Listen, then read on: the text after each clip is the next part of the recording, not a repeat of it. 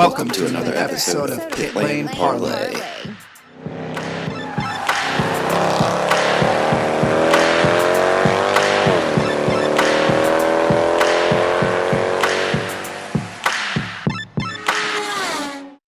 Welcome to another episode of Pit Lane Parlay. My name is host Mike Jokum. Jess joins me, and joining us this afternoon is driver of the 77 LA Honda World Car, Taylor Hagler. Taylor, how are you? Good. Thanks for joining us. And I will turn it over to Jess to get going here. Hey, Taylor, thanks for joining us. I just want you to tell us a little bit about how you got into motorsports. Okay, so I've kind of always watched motorsports with my dad from when I was younger, 6 and on. Started with NASCAR. I feel like every Texan or Southern person does start with NASCAR and just kind of like works up from there. So I've always watched it with my dad. And he grew up in like Georgia and Alabama. So he would always go to Road Atlanta. And that was just like his track that he always went to when SCCA had the runoffs there before there was 10AB. Heard all the stories. So it's kind of like one of the first tracks that he took me to, and he's been going to Petit Le Mans for a while, always at the same RV spot. So I started going with him when I was in middle school, I think. I started going to Petit Le Mans with him and just really got into, at the time, what was American Le Mans Series. So just kind of got that, and then they always had the Skip Barber racing school booth set up. And my older sister was old enough to drive at the time, 16, just got her license. And I feel like with every 16-year-old that just got their license, they all kind of drive a little crazy. So my dad was like, I'm going to get your sister a racing school. She's going to be a race car driver. She drives like a crazy person. This is going to be great. And I was just like, okay, like she doesn't care about racing, but okay, you do you, Dad. So he got it for her one year for Christmas, and she never used it. And I think when I hit like 19, and we're about 3 years apart. So when I hit 19, I got out of showing horses and was like, hey, you think that Skip Barber thing is still any good? And he was like, well, I guess like we can use it. And I was like, okay, cool. So like I did the 3-day with them just to use it because it was there, like might as well. Didn't know if anything was going to come of it. And he was like, hey, like you're actually kind of good at this. Like we should try the 2-day. So we did the 2-day, and then he was like, okay, we're going to go club racing. Like we might be able to do something with this. So just kind of like went from there. Nice. That's awesome. Yeah. So you made your debut in 2018 down in Texas. Yeah. It looks like you had your first podium at Circuit of the Americas. Yes. And then Watkins Glen last year and a pole position at Watkins Glen. So last year, I guess, was your kind of rookie year. And I think you were, or 2018, you were rookie of the year. So what was it like kind of getting the, that competitive side going and having so much immediate success? I think the competitive side has always been there because I did show horses. So I've kind of always been like a competitive athlete. That's kind of always just come natural to me. But kind of just going from like 0 to 100 real quick, just like even in club racing, and like did a year of club racing and then did my rookie season pro, like it kind of all just escalated really quickly. And I still kind of can't wrap my head around it. It's still a little overwhelming. So I just kind of try and I try and make sure that I keep ties to everyone, like even in my club racing. And I still know a few of the coaches that did the Skip Barber with me. And so I just kind of try and keep ties with everyone and like kind of keep myself grounded so I don't get a big head. I get it. That makes sense. Talking it up. So that's just kind of how I deal with that. Awesome. Cool. Glad that you are trying to keep a level head at least. It's probably difficult given your success so far. Obviously, things right now are a little crazy in the whole world, not just the racing world, but the whole world. So it's kind of maybe not a fair question, but what are you most looking forward to this year with your racing career?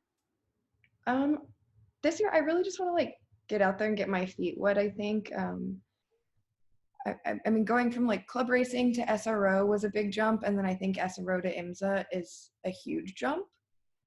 So I kind of just want to get my feet wet this first year in IMSA and just kind of like see how much I can progress within this series. I feel like I've progressed a decent amount in every series that I run. I learn something new from every series. So I kind of this year just really want to like learn a little bit more of like the basics and a little bit more of like the aggression and the passing. And I want to learn like more of like learning drivers while you're on the tracks, how to get used to tracks quicker. I mean, I went to a lot of different tracks with SRO, but I'm going to go to even more with IMSA ones that I haven't been to.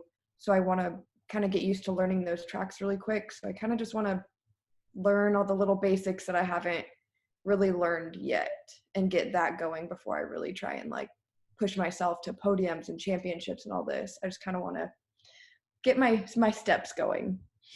I like it. It sounds good.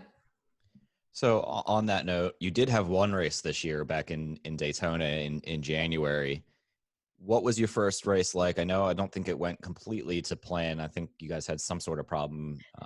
I didn't get there in time for the race on Friday, but I did see plenty of your co-driver Ryan Eversley's messages about it. So what was it like from your point of view? It wasn't too bad, actually. I was a little worried just because the rules going from SRO to IMSA are different regarding starts. They're backwards. So just like trying to remember those rules at the start and like not passing unless everyone in your line passes. So like the start went really well for me because I was just able to like follow everyone through turn one and pass a few people on that. And then I think actually just race-wise it went pretty well. I was starting to like learn some of the drivers that I was behind and make sure to stay out of all of the larger cars' ways and like just kind of be a little bit more aware. So I was learning all of that. And I mean, I was still like learning the radio because all of the radio communication is different with the engineers and all of the mechanics, and then Ryan being my coach at the same time as well. So I was still like learning that. But I think overall it went pretty well, even with the tire issues that we did have. It didn't end up too bad. So Awesome. Can you tell us a little bit about some hobbies you have outside racing? There's not very many actually.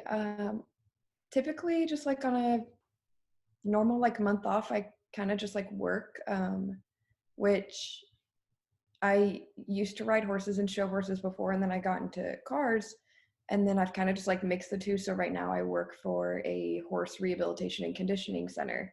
So I've kind of mixed the two. Horses are kind of my hobby. Sometimes I'll play like a little bit of Xbox, read, go hang out at the pool, hang out with my friends. Like I don't really have like any hobbies per se that I guess I would consider that I do. Those are all hobbies, so interesting. So I'm going to switch it back to racing here. We were just talking about your co-driver, Ryan. We all see the hilarity that he provides on social media, and I've talked to him previously, and he's very fun to talk to. Yeah. What's he like actually when it comes to driving and being a mentor and on the racing side of things that people don't necessarily get to see on social media? I mean, he still has that same personality. He keeps things to a serious level, but not so serious where it's almost like unenjoyable. Right. He's still able to like make light of situations. He's very motivating. Okay. Kind of just like is always there to remind me like, hey, these people have been driving for a while. You're up at their times. Like, keep it going. Keep where you are. Just like maintain your pace. You're doing great, and whatever. So he's pretty motivating on that. Obviously, he has a lot of information and a lot of experience. So I'm able to pick his brain on that while we're in the trailer and going over like any of the practices or doing a track map or anything like that. So I'm able to pick his brain on that, and he's pretty serious about that. And he does all of that pretty quick. And then he's able to get back to the like making a relationship, like being friends type of thing. So all like he's very serious, but he's also able to keep things lighthearted and not like a job that's unenjoyable. It's still like a hobby, a sport, something that you have fun doing, but learn at the same time. Are you going to be able to take place in any of his iRacing crazy events that he's putting on while we're all stuck at home right now? I think we're gonna try. We've talked about it. I do have a racing simulator that runs iRacing, but I live in San Antonio and my simulator's at my parents' house, like 30 minutes away. So it's not exactly attainable. Understandable. So we've talked about it. I'm working on getting the sim moved to a house that I just purchased towards like the end of April. So I'm gonna try and squeeze my way in there like April, May. Cool. What track are you most looking forward to this year? I'm gonna have to go with Watkins because I did pretty well there last year. So I'm really looking forward to going back to Watkins Glen. Can't blame me at all on that one. Watkins or Road Atlanta, because I've have so many laps at Road Atlanta. It's insane. Those two for sure. Nice. Both great tracks. And I'm going to ask a question, similar question here. Favorite track that you'd like to go to that you haven't raced on yet? I think I would have to go with Laguna Seca. It just looks really fun. I've been to it once for like a Rennsport reunion with my dad a few years ago. So I got to see the track, but I've never been on it. And it looks like fun. I like it. Good choice. It is beautiful out there. Let's see. What kind of things are you doing right now to kind of keep yourself busy while we're in this weird period that we're in? This quarantine period that we have. My work is still running, so I'm still able to go to work on a daily basis. And that pretty much takes up my entire day, 7:30 to 4:30. And then other than that, I mean, my sister will FaceTime me every now and then. And I just like cook every day, do laundry, clean, watch movies. I think I've watched every movie there is on Netflix and Hulu and Amazon. I can't watch another movie again in my entire life. Just think probably the same things everyone's doing. Binge watching TV and Sounds eating. very familiar. Yeah, pretty much. So I have to ask on that front, have you seen the ridiculous Tiger King documentary on Netflix?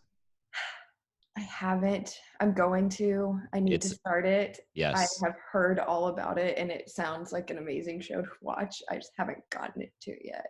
It makes me feel like I'm much more normal than I thought beforehand. I'll just leave it at that.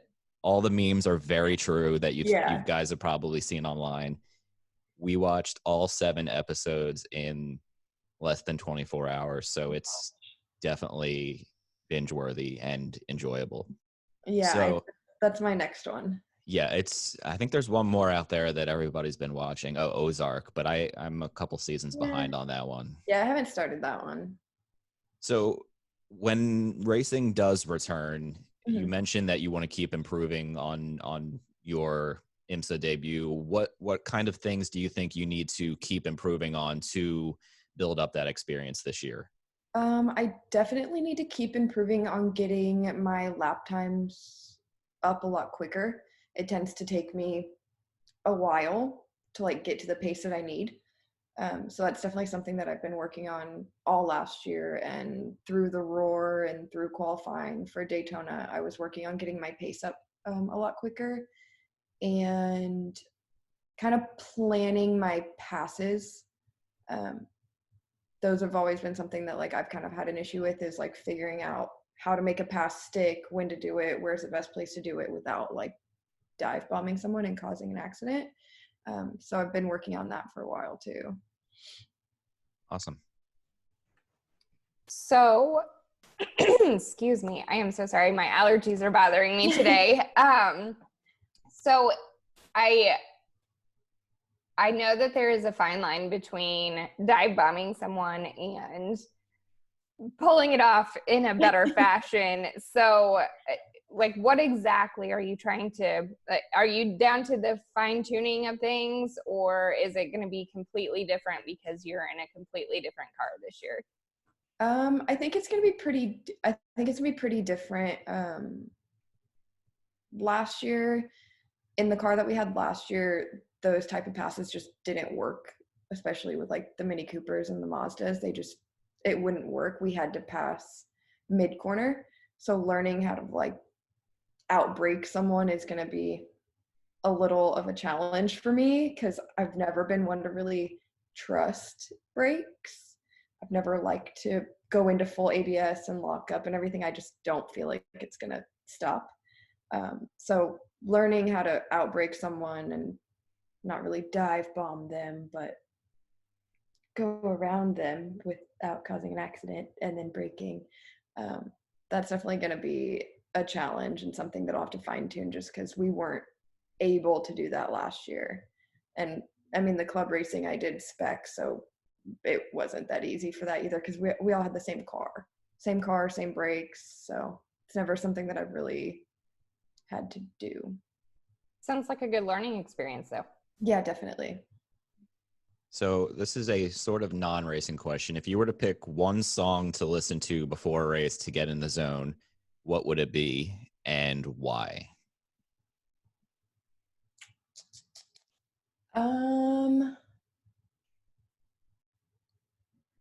One song. Or one artist? I've always been a Halsey fan.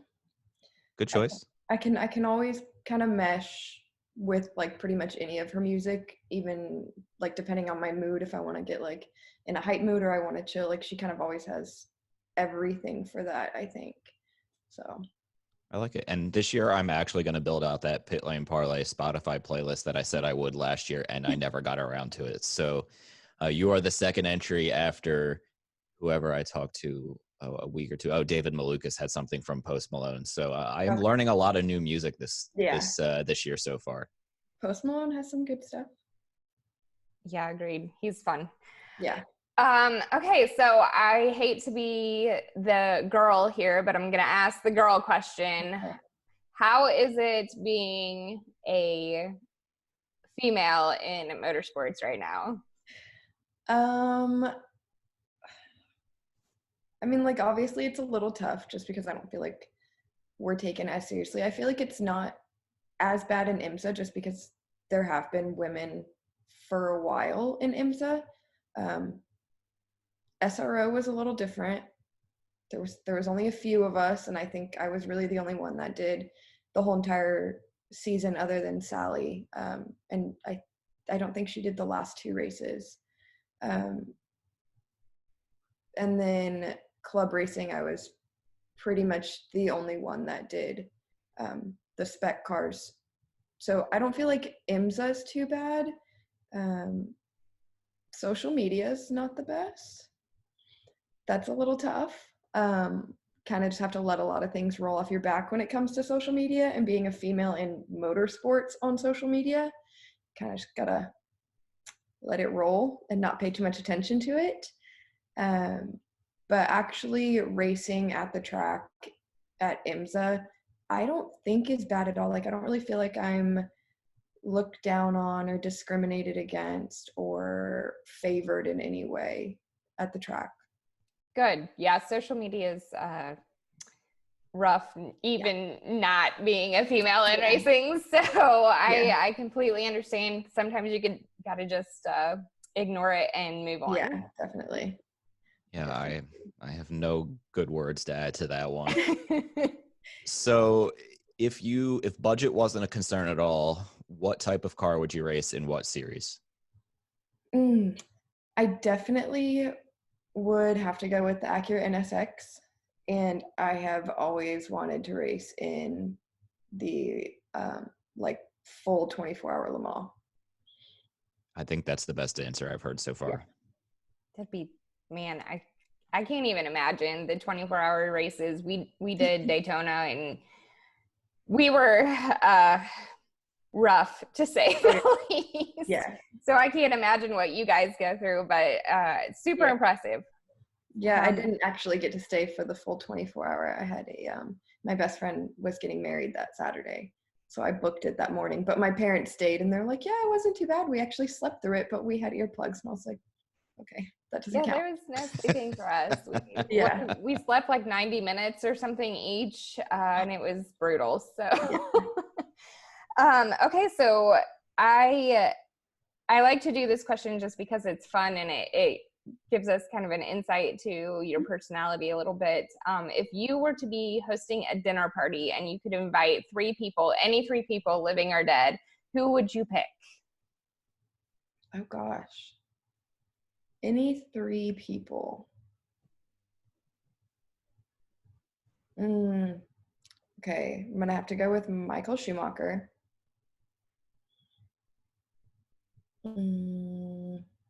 I can't even think of people right now. I'm like trying to think of like people that seem fun and names can't pop in my head right now. I know, I put you on the spot. He seems like he could be fun, and I would like to pick his brain a lot.